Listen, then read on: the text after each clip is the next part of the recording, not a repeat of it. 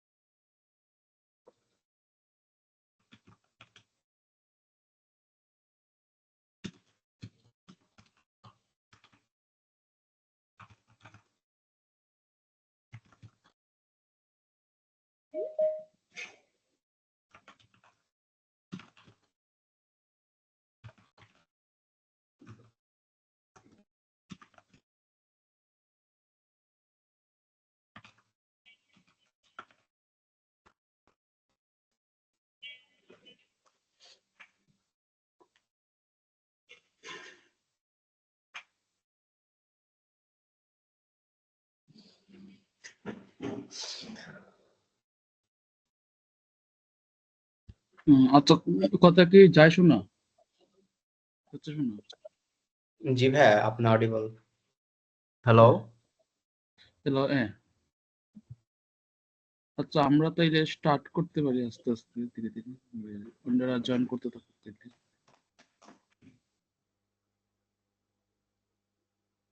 হ্যাঁ, তো একজন নাকি আপনাদেরকে লবিতে একটু ওয়েট করতেছে, একটু দেখলে ভালো হয়।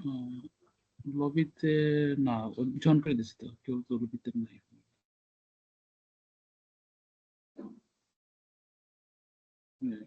লবিতে তো কেউ নাই।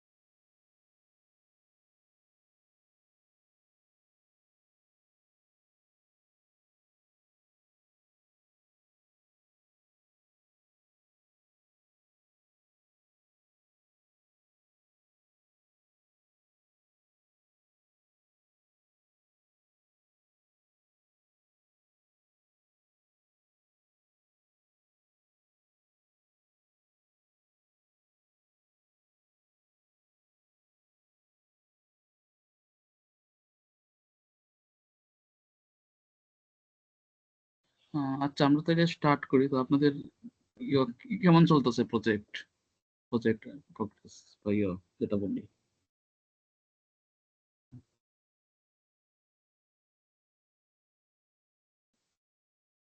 হ্যালো।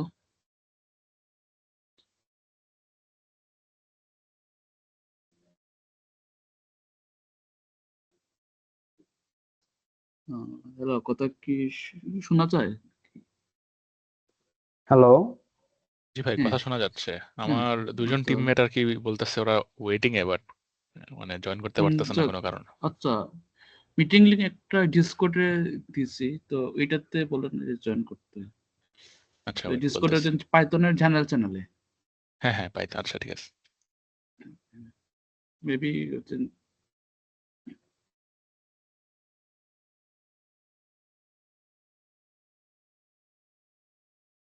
জি ভাই, আমার কথা কি শোনা যাচ্ছে ভাইয়া?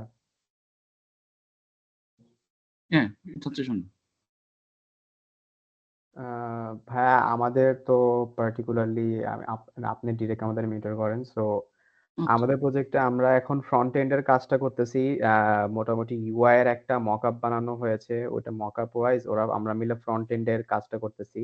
আর ব্যাক এন্ডে কোন এপিআই কিভাবে কি করতে হবে ওগুলো আমি হচ্ছে ডকুমেন্ট করা সব শুরু করছি আরকি। আর ফ্রন্ট আচ্ছা, এন্ডের তাহলে তো ভালো। ইউআই এর উপরে বেস করে আমরা আস্তে আস্তে ফ্রন্ট এন্ড বানানো শুরু করছি। আচ্ছা, তাইলে তো মোটামুটি মানে কাজ ট্র্যাকে আছে বলা যায়। জি ভাইয়া, চেষ্টা করতেছি যতটুকু হুম, ট্র্যাকে থাকা যায়। এছাড়া হুম। এই মানে ডেটাবেজের স্কিমা সবকিছু আস্তে আস্তে রেডি করে গুছায় রাখা ট্রাই করতেছি যাতে পরে ব্যাকএন্ডটা একবারেই শেষ করে ফেলতে পারি। হুম, বুঝতে পারছি। এমনি কোনো প্রবলেম বা আছে কোনো আ বলতে? জি ভাইয়া, একটা কোয়েশ্চেন ছিল। সেটা হচ্ছে যে আ আমরা তো আসলে REST ফ্রেমওয়ার্কটা ইউজ করতেছি। তো REST ফ্রেমওয়ার্কের লেটেস্ট যে ভার্সনটা সেটা আবার হুম, Django 3 সাপোর্ট করে না। কিন্তু আমরা যত রিসোর্স পেয়েছি, ভালো রিসোর্স গুলো বলতে গেলে সবগুলো ছিল Django 3 এর উপরেই। তারপরে আ মানে REST ফ্রেমওয়ার্কেরও একটা ভালো একটা কোর্স পেয়েছিলাম। সেটাও ছিল আমাদের Django 3 এর উপরেই। সো এখন আমরা মানে আমার মনে হলো যে যদি আমরা ডিরেস্ট শিখি, রেস্ট ফ্রেমওয়ার্কটা শিখি, আমাদের তো আসলে লেটেস্টটাই শিখা উচিত। এখন হ্যাঁ, লেটেস্টটা শিখে নিবো যে যদি কোনো প্রবলেম হয় নাকি আপাতত যেটা অলরেডি না, এক্সিস্টিং মানে ইউজার বেস না, আছে না। সেটাতে থাকা বেটার হবে। লেটেস্টটা দেখলে কাজ করেন, কারণ জেঙ্গো লেটেস্ট হচ্ছে 5 চলতেছে আমি যদি ভুল না করি। জি ভাইয়া। তো জেঙ্গো লেটেস্টটা মনে হয় এরকমই চলতেছে। জি। তো লেটেস্ট শেখা বলো। আর 3 আর 5 এর মধ্যে ধরুন যে আপনার যদি আমার এক্সপেরিয়েন্স অনুযায়ী হচ্ছে যে এমন এরকম একটা পার্থক্য নাই নরমাল কাজের ক্ষেত্রে, অথবা ইনডেপথ গেলে তখন কিছু একটা পার্থক্য আসে, কিন্তু আমাদের রেগুলার যে কাজগুলো বা এগুলাতে তেমন একটা পার্থক্য মানে আসে না। তো আপনি চাইলে 5 এ মুভ করতে পারেন, যেহেতু বলতেছেন যে 3 এর আপনি রিসোর্স পাইছেন, কিন্তু 5 এও দেখবেন যে অলমোস্ট সবই সেম, অথবা কয়েকটা জায়গায় এতটা ডিফারেন্ট হতে পারে। তখন যখন আপনি কাজ করার সময় যখন এরর পাইবেন, তখন হচ্ছে যে একটু নেট সার্চ করে দেখে নেওয়া লাগবে যে আসলে এররটা কিসের। তখনই পাইবেন যে এটা আসলে জেঙ্গো 3 তে ছিল, তো এটা 5 এ নাই, বা 5 এর জন্য অন্য একটা হয়ে আছে। তো এরকম। জি ভাইয়া। কারণ আমরা যে কোর্স গুলো পেয়েছি আমি ভাবছিলাম মানে কোর্স গুলো আসলেই ভালো আছে। Udemy রেটিং ও খুবই ভালো। তো এইটা ফলো হুম, করলে আ মানে ভালো মতো শিখা হইতো। এখন সেটা করতে যেয়ে দেখলাম যে কোর্স গুলো একটু পুরান Django 3 এর এতে চলে যাচ্ছি। কিন্তু বেসিক শিখার ক্ষেত্রে বেটার। এখন আমি যদি ওদের কোর্স ফলো করি কিন্তু আমি Django 5 দিয়েই করতে থাকি। মানে আমি যদি পিপি ইনস্টল ও Django 5 ই করি। তো এখন হ্যাঁ। ওইভাবে করলে তো আই গেস বেশি একটা এপিআই ব্রেকিং চেঞ্জেস পাবো না না, আমি। না, না, তেমন একটা ব্রেকিং চেঞ্জ পাইবেন না। তো আপনি কোর্স ফলো করতে পারেন ক্লিয়ার, কিন্তু কাজ করার সময় ধরুন যে আপনি 5 এ কাজ করলেন। তখন কোথাও একটা দেখেন যে কোর্সে বলছে যে এরকম ভাবে কাজ হয়, কিন্তু আপনার এটা কাজ হইতেছে না। তখন এটা একটু জাস্ট গুগল সার্চ করে একটু চেক করতে হবে যে এটা কি 5 এর ভার্সন রিলেটেড কোনো ইস্যু নাকি এটাতে। মানে ধরেন যে আপনার 10% কাজ হয়তোবা মেক্সিমাম এরকম করতে হইতে পারে।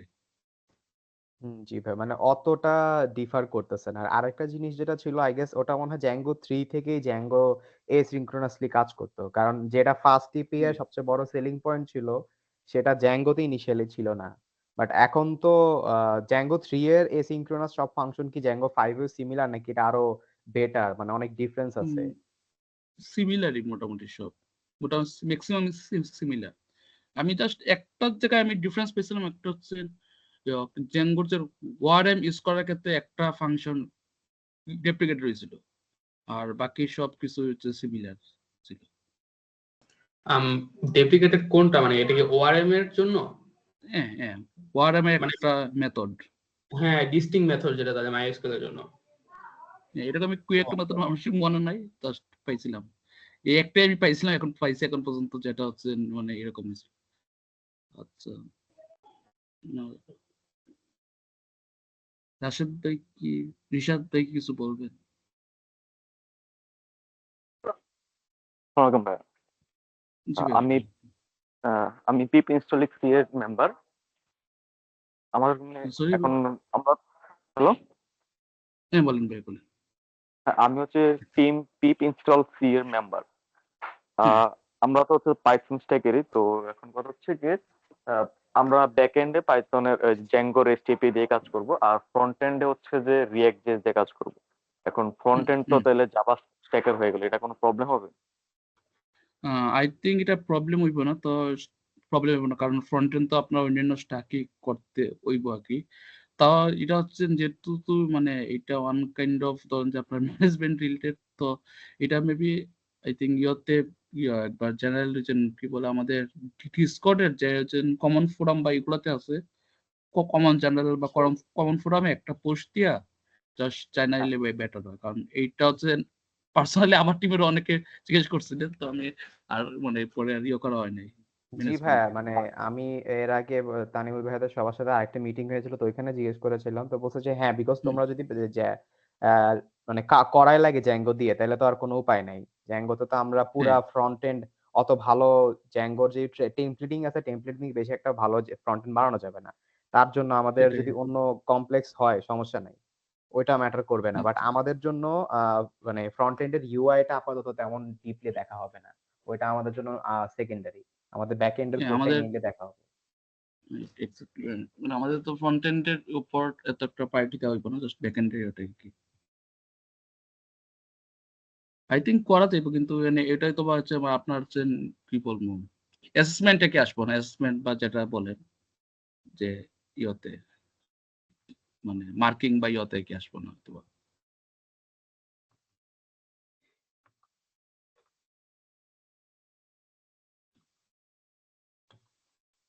আরেকটা এমনিতে ওয়ে আছে, সেটা হচ্ছে যে রিয়েক্টের হচ্ছে আমি যদি রিয়েক্ট বিল্ড করে যখন হচ্ছে যে একদম প্রোডাকশন যে ভার্সনটা আছে ওইটা যখন ক্রিয়েট করবো, ওইটা কিন্তু আমি আবার চাইলে জ্যাঙ্গোতে হোস্ট করতে পারি। লাইক জ্যাঙ্গো থেকে হচ্ছে যে আমি ওইটা সার্ভ করতে পারি। তো ওইটা করা কি ঠিক হবে? তখন হচ্ছে আই যে আমার থিঙ্ক এটা, এপিআই গুলো লোকালি ফেচ হবে আর কি। আচ্ছা না, এটা করা আলাদা রাখাটাই সবচেয়ে বেটার আর কি, মানে ইন্ডাস্ট্রি প্র্যাকটিস বা প্রোডাকশন প্র্যাকটিসের ক্ষেত্রে যেটা বলা যায় আলাদা রাখাই বেটার দুইটা, মানে একটার ভিতরে একটা মানে ঢোকানোটা ঠিক না। জি ভাই, আপনি বলছিলেন যে টেমপ্লেটিং হুম সিস্টেম দিয়ে যদি আমি রিঅ্যাক্টটা মানে ওটা বিল্ড করে যদি করি, এটাও করা যায়। But micro hmm, services architecture যাওয়াটাই বেটার, যেখানে আমার দুইটা ফ্রন্ট এন্ড ব্যাক এন্ড আলাদা থাকতেছে। ওইভাবে আলাদা থাকবে করলে যাতে, মানে অনেক কিছুতেই বাড়ি খাবে। হ্যাঁ, যাতে দুইটা আচ্ছা, দুইটা আলাদা রাখতে হচ্ছে, সিঙ্গেল রেসপন্সিবিলিটি যেটা থাকে সেটা হচ্ছে মানে ইয়ে থাকে আর কি, প্রিন্সিপাল যেটা। আচ্ছা, আরেকটা কথা, লাইক আমরা কিন্তু অলমোস্ট সবাই কিছু না কিছু কোনো না কোনো ওয়েতে এআই ইউজ করি। জিপিটি ইউজ করি অথবা হুম, কোনো একটা এজেন্ট ইউজ করি, আমরা ভিএস কোড বলো বা টাক্সর এআই, এগুলো অনেকে ইউজ করি। তো এই হুম। এআই এর কোনো ইফেক্ট পড়বে মার্কেটিং এর ক্ষেত্রে? না না, কারণ আমরা তো যখন যে মার্কিং এর এটা কোনো মানে কাজ করার ক্ষেত্রে যে আপনারা এআই ইউজ করতেছেন এটা, না না না, এইটার কথা হ্যাঁ, কাজ বলতেছেন। কোড করার সময় তো অনেক সময় ওই যে আমরা এআই ইউজ করি, যে চ্যাট হ্যাঁ জিপিটিতে বুঝতে আমরা কোড গুলাকে হচ্ছে আর হ্যাঁ একটু অর্গানাইজ করে নেই, অথবা হচ্ছে যে নর্মালি আমরা যে অটো ইয়া হয় না, আমি বুঝতে ওয়ার্ডটা পারছি, না বুঝেছি। এটা বুঝতে পারছি আপনার মানে ইয়েটা, যে এইটাতে তো যে এত একটা মার্কিং এটা কোনো ইফেক্ট পড়বে না, কারণ আমরা তো তখন যে কাজ করার সময় বিভিন্ন এআই সাপোর্ট নেই, কারণ এআই তো এখন ইউজ করতে হবে, এটা তো মানে আপনার আমাদের লাইফ ইজি করার জন্য আসছে মূলত। আর আরেকটা জিনিস হচ্ছে যে যদি আপনি যেটা আমি বিলিভ করি পার্সোনালি, যে আপনি যদি নিজে না জানেন বা নিজে না করেন, তাইলে এআই আপনার কোনো কিছু করতে করতে পারবো না। তো আপনি এআই ইউজ করতে পারতেছেন মানে হচ্ছে আপনি অন্তত বেসিক কিছু জানেন।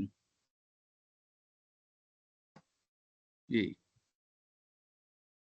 মানে এটাতে মার্কেটিং এর কোনো একটা ইফেক্ট পারবো না।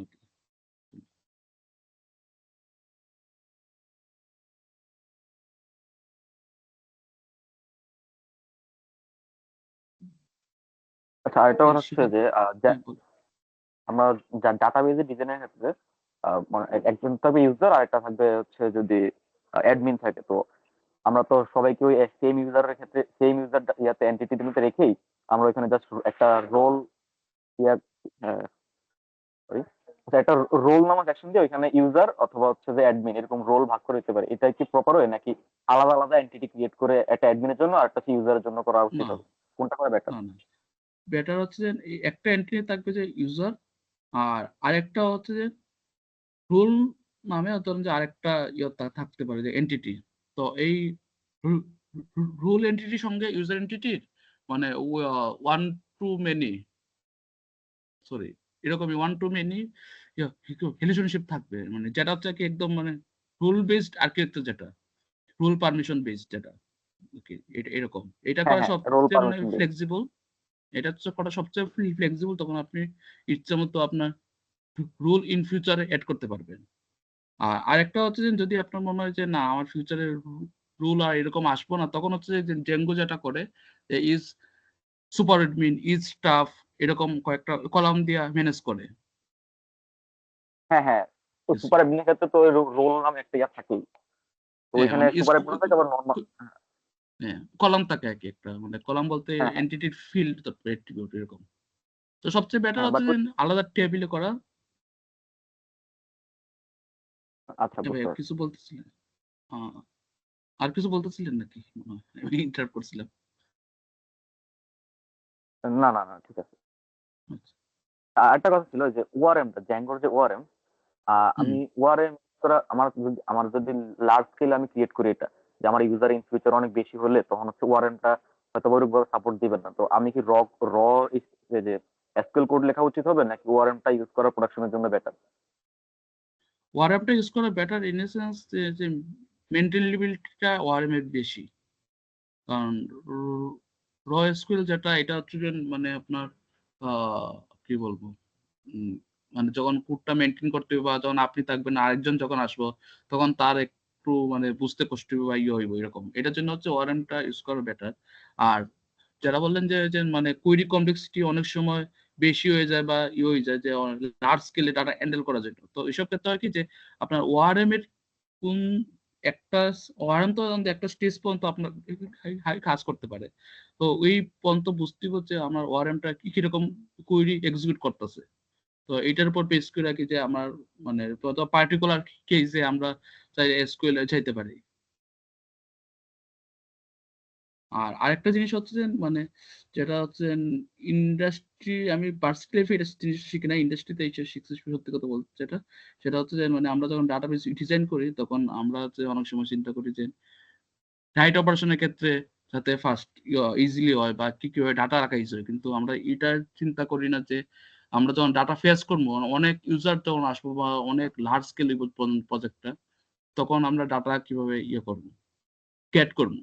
তো এটা চিন্তা করলে তখন কিন্তু ওআরএম এই কাজটা হয়ে যায়, যে আমরা যখন ডাটাবেস ডিজাইন করবো তখন যদি চিন্তা করি যে আমার ডাটা ক্যাট করার ক্ষেত্রে যাতে যত ফাস্টার ক্যাট করা যায়, যত কম টেবিলের সাথে করতে হয়, ইন্টারাকশন করতে হয়, যাতে এক টেবিল থেকে ডাটা নিয়ে আসে। আর এক টেবিল থেকে ডাটা নিয়ে আসলে ওআরএম আর এসকিউএল সেমই কি ধরেন যে আপনার করে। আরো কিছু আছে যেমন ওআরএম হচ্ছে যে আপনার যখন জেঙ্গুর অ্যাডভান্স বা ওআরএম এ যাবেন তখন দেখবেন যে প্রিফেস রিলেটেড বা সিলেক্ট রিলেটেড এরকম কিছু ফাংশন আছে। তো এইগুলা ঠিক মতো ইউজ করতে পারলে তখন ওআরএম হচ্ছে আপনার এক্সকিউএলটারে পুরো অন্যরকম একটা ভাবে নিয়ে আসে, সে অপটিমাইজ হয়ে যায় তখন, মানে এসকিউএল কুইটা অন্যভাবে এক্সিকিউট হয় এটা। তখন আমার যদি ইউজার বিলিয়ন বা মিলিয়নের কাছাকাছি হয়ে যায় তখনও কি ওইটা নিতে পারবে, হ্যান্ডেল করতে পারবে? তখনও কাজ করবে, কারণ কারণ হচ্ছে তখন সে হচ্ছে যে আপনার একটা আছে ওয়ারেবে যে আমরা যখন করি, যেমন ফর এক্সাম্পল আমি যদি বলি যে ইউজার একটা মডেল আছে আমাদের, আর আরেকটা হচ্ছে প্রোফাইল মডেল। ফর এক্সাম্পল আমি ইউজারটা আমি করলাম যে user dot object dot filter যেটা দিয়ে কল দিয়ে করলাম, তারপরে ইউজার ডট প্রোফাইল যখন দিব আমি, তখন ইউজারের সঙ্গে প্রোফাইলে আবার হচ্ছে যে করে সে আরেকটা কুইরি করে ডিবিতে। তো এখানে হচ্ছে যে একটা মানে টাইম কনজিউমিং বা হচ্ছে বটলনেক করে। আবার যদি আমার এরকম মনে হয় যে আমার ইউজারের সঙ্গে প্রোফাইলটা আমার সব সময় দরকার, মানে আমার একটা হইতে পারে যে আমার ইউজার সঙ্গে প্রোফাইলটা হচ্ছে মানে ইউজার ডট প্রোফাইল যে এটা হচ্ছে তখন যে আমার 1% টাইমে দরকার পড়ে, তো আমরা হচ্ছে তখন এই কাজটা করতে পারি যে আমরা পরে হচ্ছে প্রথমে ইউজারের শব্দটা নিয়ে আসলাম, তারপরে হচ্ছে প্রোফাইলটা একটা যখন দরকার পড়বো তখন নিয়ে আসবো। আরেকটা কি কেস হয় যেটা হচ্ছে আমার সবসময় ইউজারের সঙ্গে প্রোফাইলটা দরকার পড়তেছে। তো এইসব ক্ষেত্রে যেটা করা হয় যে প্রিপেস রিলেটেড যেটা করা হয় যে তখন হচ্ছে একদম জয়েন কইরা আমরা স্কুলে যে জয়েনটা করি সেই জয়েনটা কইরা একবারে সেই ইউজার প্রোফাইলটা একবারে নিয়ে আসে, তখন হচ্ছে আবার ফাস্টার হয়ে যায় তখন এরকম। এক্সাম্পল হচ্ছে এরকম আর কি যে আমার আসলে কি কেস কোনটা এটার উপর বেস করে ওয়ারেন্টটা লিখতে হয়। বুঝাইতে পারছি না কি হচ্ছে মানে হ্যাঁ হ্যাঁ এটা বুঝতে পারছি, কনফিউজিং, বুঝতে পারছি। এটা কনফিউজিং না, জিনিসটা আমি হচ্ছে এগুলো এটা নিয়ে হচ্ছে হালকা হালকা হালকা কাজ করছিলাম, তো মোটামুটি বুঝতেছি জিনিসগুলো। বুঝতে পারছি। হ্যাঁ, মানে এটা হচ্ছে একটু কনফিউশন, এটা হচ্ছে যে মানে আপনারা মানে কাজ করতে করতে তখন তখন যে ফর এক্সাম্পল আপনার যখন কোনো একটা প্রজেক্টে অপটিমাইজেশন রিলেটেড কাজ করবেন, তখন হচ্ছে যে এই জিনিসগুলা চেকে আসে হয় মূলত। যে আমার প্রথমত যখন আমরা কাজ করে যাই, তারপরে যখন ইউজার বেস অনেক বাইরে যায় বা তখন তখন তখন যদি কাজ করার সুযোগ হয়, তখন আসলে এই জিনিসগুলা পড়া হয় বা তখন হচ্ছে এই জিনিসগুলা খুঁজা হয় যে এই কেসগুলা। আর মিলিয়ন এই ক্ষেত্রে যেটা হয় যে ডাটা স্টোরেজের ক্ষেত্রে সমস্যা করে না, সমস্যাটা হচ্ছে যে ফর এক্সাম্পল আপনার তখন এসকিউএল যেটা হয় যে যদি আপনার প্রপার ইন্ডেক্সিং না থাকে বা না থাকে, এটা হচ্ছে ওআরএম বা এসকিউএল যেটাই করে ইন্ডেক্সিং করা না থাকলে তখন কুইরি স্লো। আর এসকিউএল ডাটাবেস অন্যান্য ডিবির তুলনায় অন্যান্য একটু স্লো, স্বাভাবিকটা এটা তো মাইনা নেওয়া লাগবে। আর এই যে ইন্ডেক্সিং হ্যাঁ হ্যাঁ করতে হইব প্লাস করতে হইব, এগুলা কি কইরা তখন হচ্ছে এইসব ক্ষেত্রে একটু ফাস্টার হয়। তো ওইসব ক্ষেত্রে অনেক সময় হচ্ছে কেস ওয়াইজ হচ্ছে নো স্কুলে যাওয়া হয় বা কেসিং ইমপ্লিমেন্ট করা হয় এরকম। জ্যাঙ্গোর যে ইনবিল্ট অথেন্টিকেশন সিস্টেম, ওইটা কি ইউজ করা ঠিক হবে প্রোডাকশনের জন্য? হ্যাঁ, এটাই তো সব সব সব জায়গায় ইউজ করা ইনবিল্ট ভাই যেটা।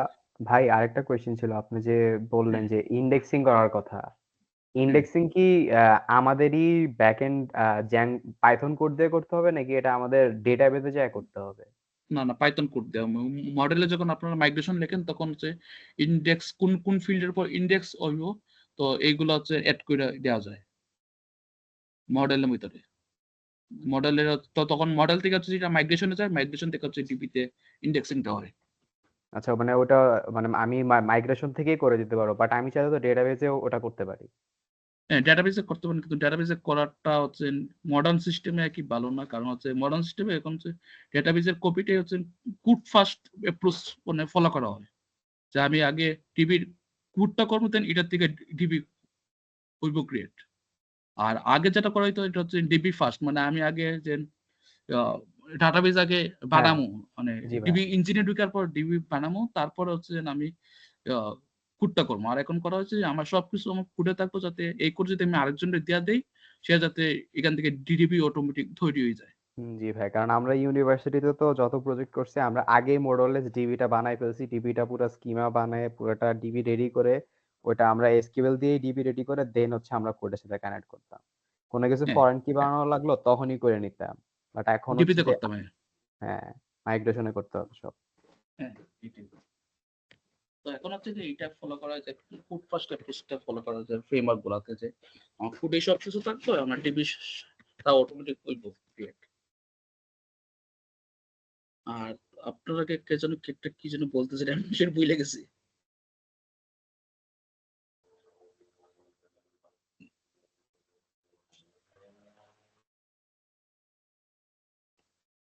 আর কোনো কারো ইয়ে আছে?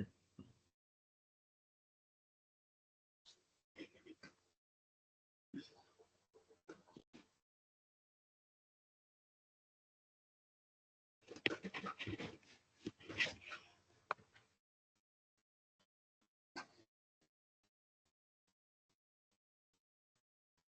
ভাই, হ্যাঁ বলেন ভাই।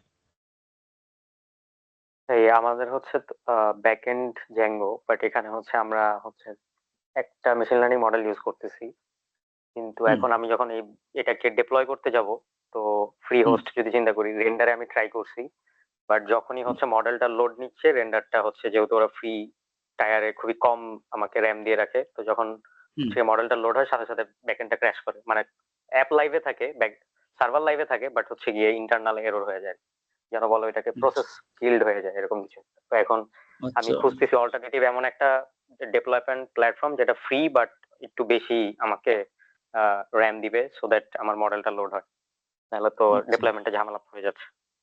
হ্যাঁ, এটা হচ্ছে যে আরেকটা কি যেন নামটা ভুলে গেছি, ফ্রি যে আমি রেন্ডার আর পাইথন এনি হয় দুইটা ট্রাই করছি।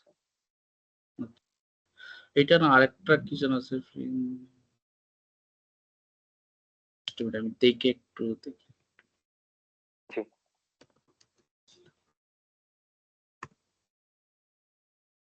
হেরোকু নাকি? হ্যাঁ হিরোকোর কথা বলতে মনে পড়তেছিল। হিরোকো তো কি হিরোকো তো পাইথন ইয়ে করা যায়? হিরোকো তো পেইড ভাই, হিরোকো আচ্ছা, পেইড। paid কিন্তু ফ্রিতে ভাই কি আগে দেওয়া যায় না? আগে ফ্রি ছিল, এখন পেড করে হচ্ছে। এখন পেইড হয়ে গেছে, আগে আচ্ছা। ফ্রি ছিল, রাইট। আচ্ছা এটা আর নাইলে আরেকটা হচ্ছে যে যদি আপনাদের ইয়ে হয় যে যেটা আমি ইয়ে করছিলাম যে এডাব্লিউএস এ অ্যাকাউন্ট করলে এডাব্লিউএস এ ধরুন যে আপনার 1 বছর ফ্রি টায়ার থাকে, কিন্তু এটাতে সমস্যা হচ্ছে যে কার্ড লাগবে আর কি অ্যাকাউন্ট খুলতে গেলে। কার্ড লাগবে, জি। আর হোস্টিং কার্ড কি মানে ফ্রি? ও আইডিয়া নেই, দেখতে হবে। আচ্ছা হোস্টিং কার্ডটা একটু দেখেন তো এটা ফ্রি কিনা। আমার এক ফ্রেন্ড বলতেছিল হোস্টিং কার্ডে ট্রাই করতেছিল, তো হোস্টিং কার্ডটা একবার ট্রাই করে দেখতে পারে। কিন্তু জামাটা কি ঠিক যে আছে। ফ্রি থাকলেও অনেক সময় হচ্ছে যে ইয়ে করে যে কার্ড অ্যাড করতে বলে, যেমন ডিজিটাল ওশন কোনো আপনি অ্যাকাউন্ট খুললে পরে আপনার $100 ইউজ করার জন্য দিব ফ্রিতে, $100 মানে মধ্যে যে কোনো কিছু, কিন্তু এই 100 তার জন্য আপনার নতুন একটা কার্ড অ্যাড করতে দিব এরকম। সেম এজ অ্যামাজন তো এরকমই যে কার্ড অ্যাড করতে দিব ফ্রি টায়ারে চললেও। বুঝতে পারছি।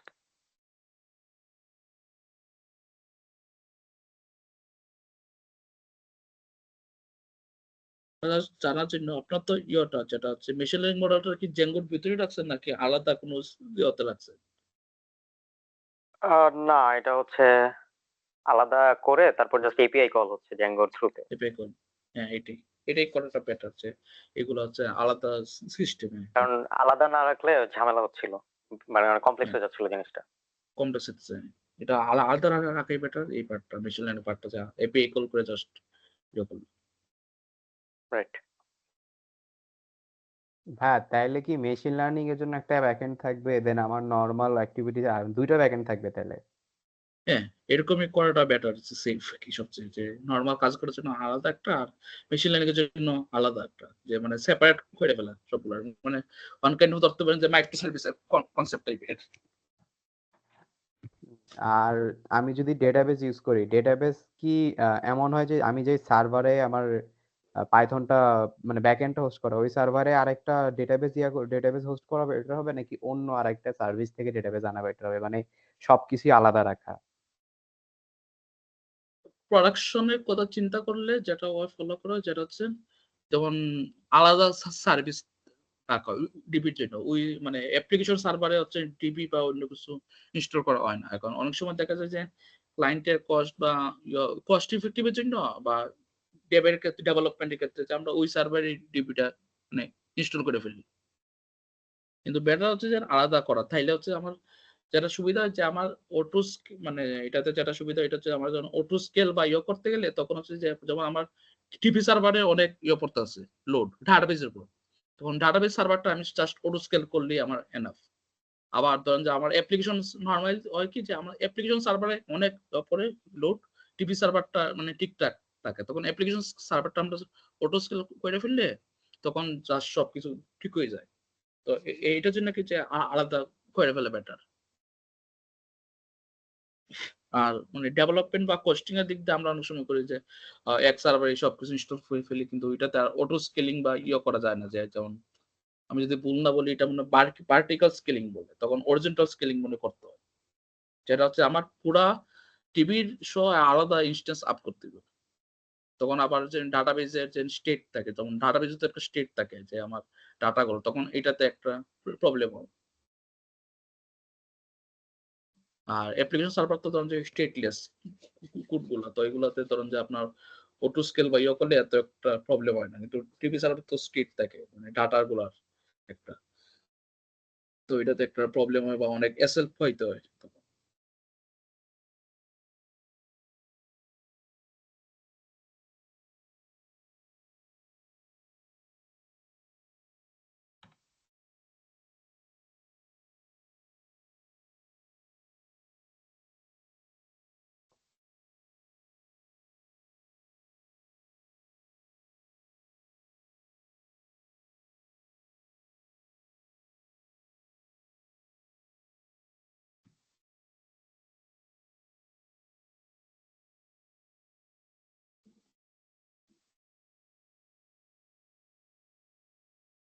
আর কারো কিছু আছে?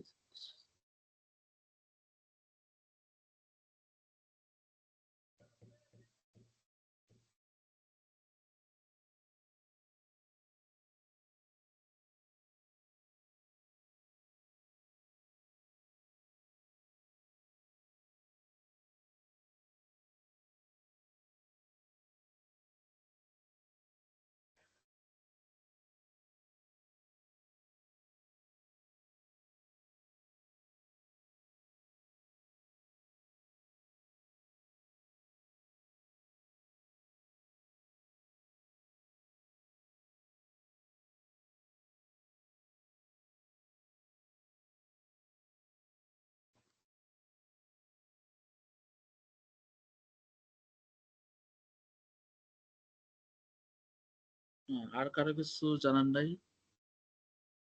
তো আপনাদের কেমন চলে, এই যে ফাইনাল এক্সাম কি চলতেছে না এখন? তো মনে হয় এক্সাম চলতেছে এই এখন। শেষ হয়েছে ভাই, শেষ হয়েছে। জি ভাই, আচ্ছা আমাদের আবার শুরু হবে সামনের 10 তারিখ থেকে আর কি। আচ্ছা, অনেকে এই টাইমে এক্সাম চলতেছে ভাইয়া শুনলাম। এটা একটা করতে বলছে আস্তে অল্প অল্প করে কইরা বা ম্যানেজ কইরা।